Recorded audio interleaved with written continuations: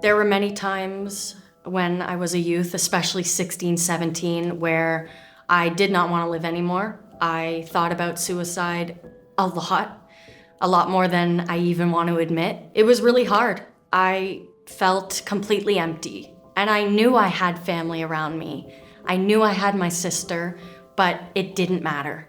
I started noticing that I was, maybe not the most normal child, or something was a little different when I was about 6, 7. It was that young. I just had so much anger, and there was normal family drama happening, but for someone so young, how much I was picking up on it, I knew that it wasn't normal. I had bursts of anger and, I'm talking throwing things, kicking things, just very angry out of nowhere. A lot of heightened just awareness of what was going on. I was put on antidepressants at a very young age. I was very aware of my surroundings, probably more than a normal child is. I just kind of maybe sensed things that other people didn't. I kind of truly feel like I was born with anxiety. I was bullied horrifically through middle school and elementary school, which did not help anything, to the point where I was not able to go to school. So just a lot of anger, confusion. Why me? Why not anyone else? I felt just very alone.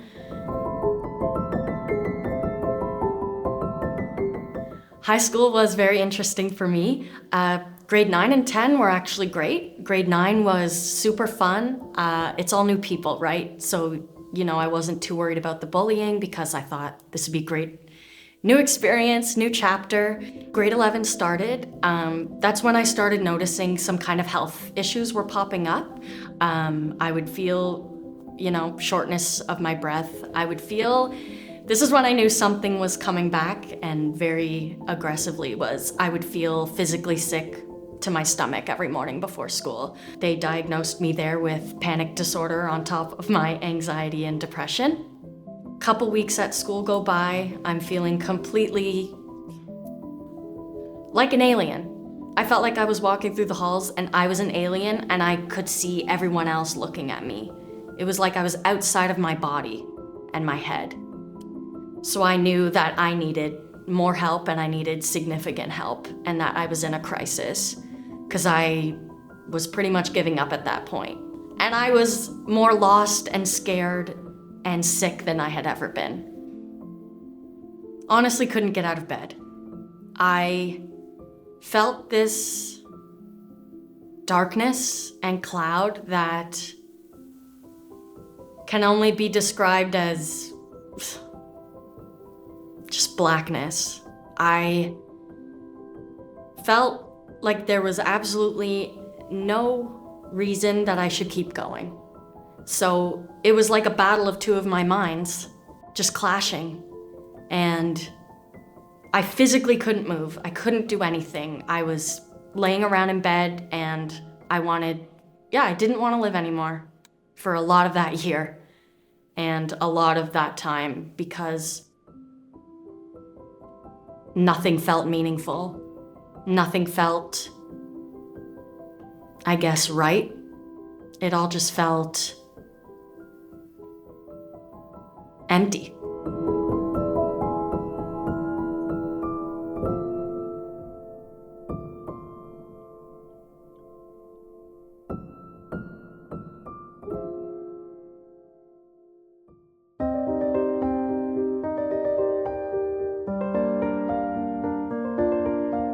To come here was very scary, it was very big, but just taking that first step in the door, I knew my life was about to change.